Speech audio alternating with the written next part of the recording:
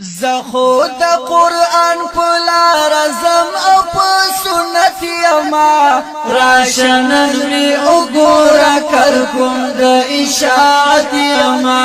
راشنن می وګورا کر کوم د اشاعت یما زخو د قرآن پلار زم او په سنت یما راشنن می وګورا کر کوم د اشاعت یما راشنن می وګورا کر کوم د اشاعت یما حق ویم او خو ویم ټول خوږ